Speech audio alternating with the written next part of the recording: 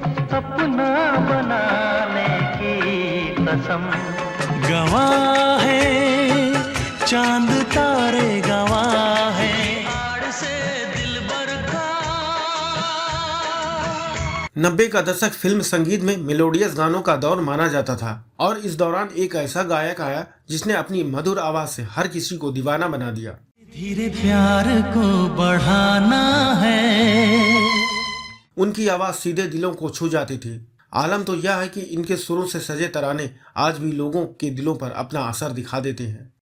दिल है, दिल में है धड़कन, धड़कन में है। इस गायक की दिलकश आवाज का मुरीद भला कौन नहीं होगा। आज भी इनके गाए गाने लोग बड़े चाव से सुनते हैं।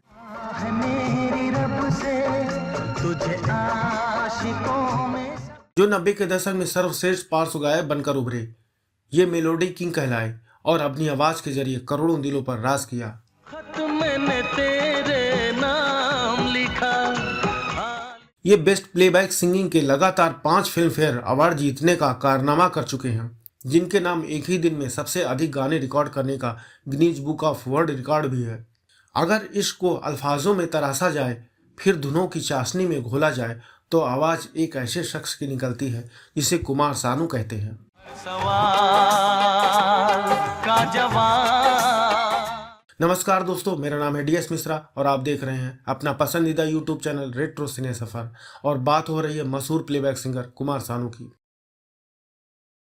किशोर कुमार को अपना आदर्श मानने वाले कुमार सानू ने संगीत की दुनिया में ऐसा मुकाम हासिल किया कि उन्हें दूसरा किशोर कुमार कहा जाने लगा।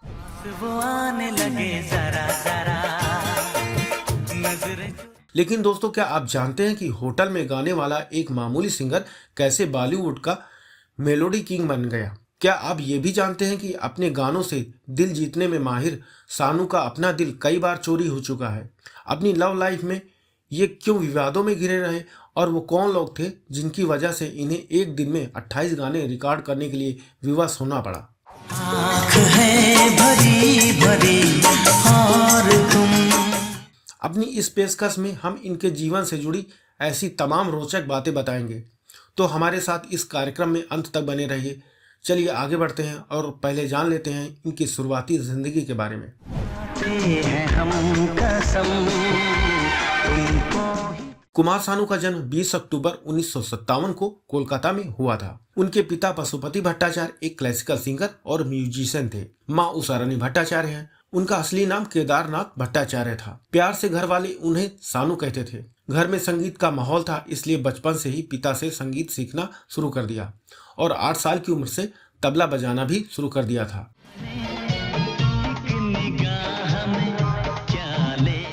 पढ़ाई लिखाई पूरी करने के बाद सानू स्टेज शो करने लगे और अपनी ज़रूरतों को पूरा करने के लिए कोलकाता के होटल विनीत में नौकरी करने लगे।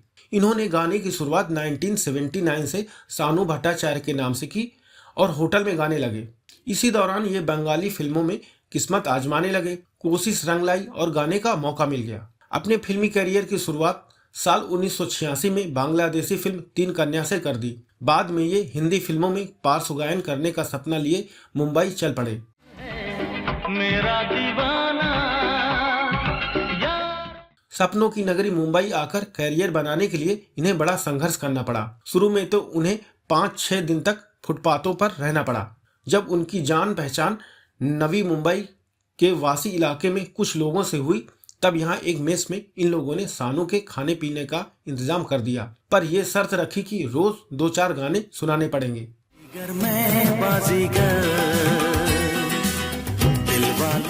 बहरहाल रोटी का इंतजाम तो हो गया था। अब रोजी की तलाश में ये आराधना गेस्ट हाउस के एक होटल जा पहुंचे। वहां के मालिक से होटल में गाने का आग्रह किया। पहले तो मालिक ने ये कहकर मना कर दिया कि उनके यहाँ पहले से सिंगर हैं, लेकिन फिर सानू के रिक्वेस्ट करने पर मान गए और गाने का चांस दे दिया। वहां मौजूद गेस्ट के सामने इन्होंने जैसे ही किशोरदा का गाना मेरे नैना सावन भादों गाया, वहां मौजूद भीड़ से खूब वाहवाही बटोरी और इनको करीब 1600 रुपए टिप के रूप में मिल गए और अच्छा गाने की वजह से यहाँ पर इनकी नौकरी भी लग गई। यूं ही कट जाएगा सफर साथ चलने से। सानू होटल में गाने गाकर जो पैसे कमाते, उन पैसों से वो अपनी आवाज में कैसेट रिकॉर्ड करवाकर फिल्म संगीतकारों के पास ले जाते थे, लेकिन उन्हें वहां से ये कहकर लौटा दिया जाता कि वो किशोर कुमार की स्टाइल में गाते हैं। ऐसे में किशोर कुमार के रहते फिल्मों में अभी इनकी कोई जरूरत नहीं। इस तरह से उन्हें हर तरह से निराशा हाथ लगती थी। एक बार होटल के पास एक स्टूडियो में अपना गाना रिकॉर्ड करवा रहे थे। उसी दौरान दिग्गज गजल गायक जगजीत सिंह भी अपनी गजलों को रिकॉर्ड कराने स्टूडियो आए थे। जगजीत सिंह सानू की आवाज सुनकर बेहद इंप्रेस हुए। इस कदर प्यार तुमसे करते हैं। जगजीत सिंह ने स्टूडियो में ही सानू से कुछ और गाने सुनाने को बोला तो किशोर दा का गाया मेरे सामने वाली खिड़की में एक चांद का टुकड़ा रहता है नामक गाना सुनाया। उसके बाद जगजीत सिंह ने कागज पर एक गाना लिख कर दिया और सीख करके सुनाने को कहा, तो कुछ ही मिनटों में सानू ने वो गाना भी सुना दिया। मेरा चांद मुझे। जगजीत सिंह इनकी आवाज से इतने इम्प्रेस हुए कि गले लगा लिया और साल 1987 में जगजीत सिंह ने उन्हें फिल्म आंधिया में गाने का ब्रेक दिलवाया। फिल्म में संगीत बप्पी लाहिड़ी दे रहे थे। दरअसल इस फिल्म में गाना अमित कुमार को गाना था, लेकिन वो किसी वजह से तय वक्त पर नहीं पहुंच सके, तो यह गाना सानू से गवाया गया और बप्पी दा को कुमार सानू की आवाज में यह गाना इतना पसंद आया कि फिल्म में रखने का फैसला कर लिया था। लेकिन किन्हीं कारणों से फिल्म बनने में देर हुई और ये 1990 में रिलीज हो पाई। इसी दौरान सानू को बॉलीवुड में गाने के लिए पहला महत्वपूर्ण ब्रेक साल 1988 की फिल्म हीरो हीरा लाल में गाना जश्न है मोहब्बत का से मिल चुका था। जश्न है मोहब्बत का शान से मनाना। साल 1989 में जगजीत सिंह ने जब कुमार सानू को कल्याण जी आनंद जी से मिलवाया तो संगीतकार जोड़ी इनकी आवाज से बेहद प्रभावित हुए। सानू की आवाज किशोर कुमार से मिलती जुलती होने की वजह से सानू को अपना नाम बदलने और किशोर कुमार की तरह कोई हिंदी नाम रखने की सलाह दी और इस तरह से उन्होंने इनका नाम सानू भट्टाचार्य से बदलकर कुमार सानू कर दिया। इस तरह से हिंदी फिल्मों में सानू को लाने का क्रेडिट दिवंगत गजल गायक जगजीत सिंह को जाता है।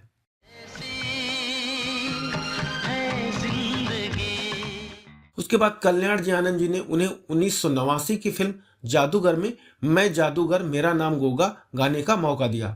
इसी साल कई और फिल्मों में गाने का मौका मिला, पर अभी प्लेबैक सिंगिंग में इन्हें कोई खास पहचान नहीं मिल पाई थी। मैं जादूगर है मेरा नाम गोगा मुझे सा। अब 90 के दशक की शुरुआत हो चुकी थी। यहाँ से समय ने पलटी मारी और किस्मत ने कुमार सानू का साथ दिया। इसके बाद बॉलीवुड प्लेबैक सिंगिंग में अपना दबदबा बनाना शुरू कर दिया था। इस दौर में उदित नारायण के अलावा इनकी बराबरी कोई सिंगर नहीं कर पाया। इसकी मिसाल साल 1990 की ब्लॉकबस्टर फिल्म आशिकी है, जो महेश भट्ट द्वारा निर्देशित और नदीम श्रवण के संगीत से सजी एक रोमांटिक फिल्म थी।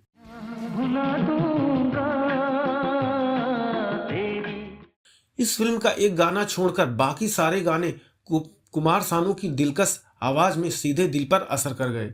फिल्म के सारे गाने चार्ट बस्टर बन गए थे। सानू ने अब तेरे बिन गाने के लिए सर्वश्रेष्ठ पार्श्व गायक का अपना पहला फिल्म फेयर अवार्ड भी जीता और ये रातों रात स्टार सिंगर बन चुके थे।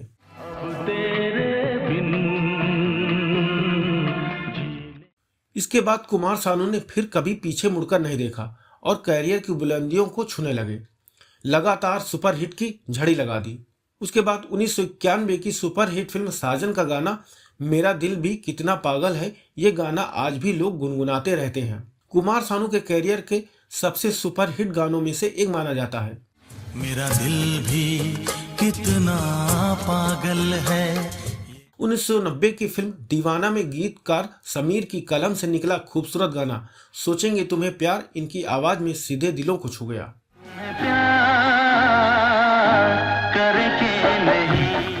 1993 की फिल्म बाजीगर का गाना ये काली काली आंखें आज भी लोगों की पसंद बना हुआ है।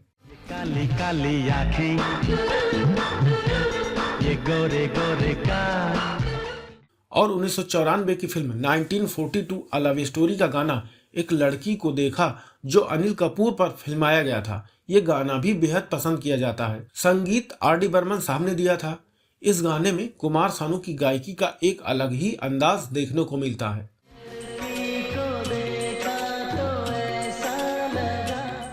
बताते चले उपरोक्त सभी गानों के लिए सानू ने लगातार 5 साल तक फिल्म फेयर अवार्ड जीतकर कीर्तिमान स्थापित किया था। अब सानू प्लेबैक सिंगिंग में बहुत बड़ा नाम बन चुके थे। वैसे तो कुमार सानू ने 90 और 2000 के दशक में सैकड़ों सुपरहिट गाने गाए हैं। उन सबका यहाँ जिक्र कर पाना हमारे लिए संभव नहीं है। फिर भी कुछ चुनिंदा गीतों के जरिए इस मशहूर सिंगर के टैलेंट को बताने की हमारी कोशिश भर है। कहीं ऐसा होता कि दो। इसी तरह कुमार सानू का सुपरहिट गाना तुझे ना देखूं तो चैन मुझे आता नहीं है फिल्म रंग का है। ये गाना जब से रिलीज हुआ तब से लेकर आज तक ये लोगों का फेवरेट गाना बना हुआ है। इसे कुमार सानू ने अलका याग्निक के साथ गाया था। देखूं तो चैन मुझे आता नहीं है। फिल्म दिलवाले का गाना जीता था जिसके लिए प्रेमी युगल अपने बिछड़े प्यार को याद करते हुए आज भी रिपीट मोड पर सुनते हैं।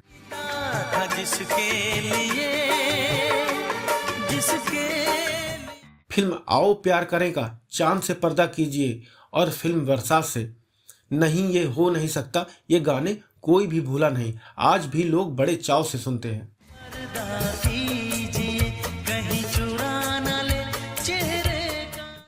दोस्तों, कुमार सानू की जिंदगी में एक ऐसा भी दिन आया जब उन्हें मजबूरन एक दिन में 28 गाने रिकॉर्ड करने पड़े थे। इस वाकये को खुद कुमार सानू ने मीडिया में बताया था कि आखिर कैसे उन्होंने एक दिन में 28 गाने गाकर Guinness book of world record बना लिया था। दिल कहता है चल उनसे। सानू बताते हैं जब 1993 में किसी म्यूजिक कंसर्ट के सिलसिले में अमेरिका जा रहे थे तो उनका वो कंसर्ट टूर लगभग 40 दिनों का था। ऐसे में कई प्रोड्यूसर्स और म्यूजिक डायरेक्टर्स के फोन आने लगे कि उनके गाने गाकर ही टूर के लिए निकलें। उन सबको डर था कि कहीं सानू की गैर मौजूदगी की वजह से उनकी फिल्में न रुक जाएं। इस वजह से सबको अपने स्टूडियो में एक के बाद एक बुलाते गए। सब लाइन से सुबह से आते गए और पता ही नहीं चल पाया कि उन्होंने 28 गाने रिकॉर्ड कर लिए हैं। हमें उनसे मुलाकात हो गई।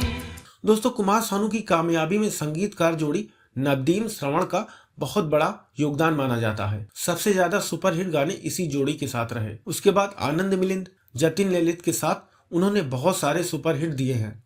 अनु मलिक, राजेश रोशन, अजय श्रीवास्तव, विजू शाह, हिमेश रेशमिया और बप्पी लाहिड़ी जैसे तमाम संगीतकारों के नाम हैं जिनके साथ भी ढेरों सुपरहिट नगमे हैं।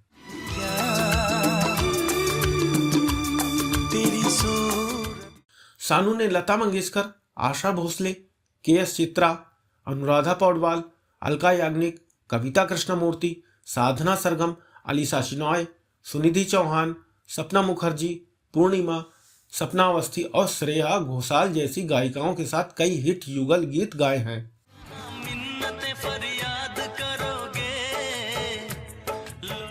हालांकि 2006 के बाद सानू ने फिल्मों में किन्हीं कारणों से गाना कम कर दिया था। साथ ही उनका कहना था कि अब अच्छे गीत बहुत कम लिखे जाते हैं और सुरीला संगीत भी कम ही बनता है।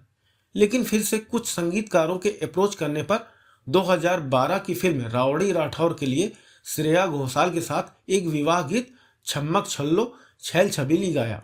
2015 में सानू ने फिल्म दम लगा के हैसा के लिए दर्द करारा भी गाया।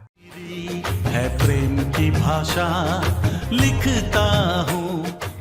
हाल ही में 2023 में सानू ने राजकुमार राव के लिए गन्स एंड गुलाम में गाना गाया और इसी तरह ये अभी भी संगीत में सक्रिय रहते हैं।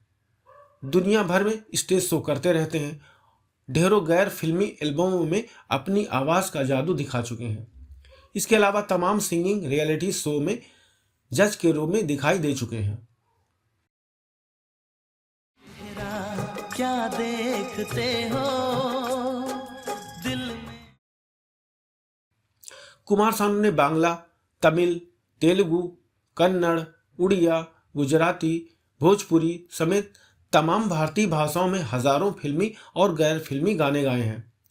वो 5 फिल्म फेयर अवार्ड अपने नाम कर चुके हैं। संगीत में उनके योगदान के लिए 2009 में देश के चौथे सर्वोच्च नागरिक सम्मान पद्मश्री से सम्मानित किया गया। उन्हें 2014 में महाराष्ट्र रत्न सम्मान, 2021 में लता मंगेशकर पुरस्कार से भी नवाजा जा चुका है। इन्होंने संगीत क्षेत्र में दिए जाने वाले ढेरों पुरस्कार जीते हैं, जिनकी एक लंबी लिस्ट है।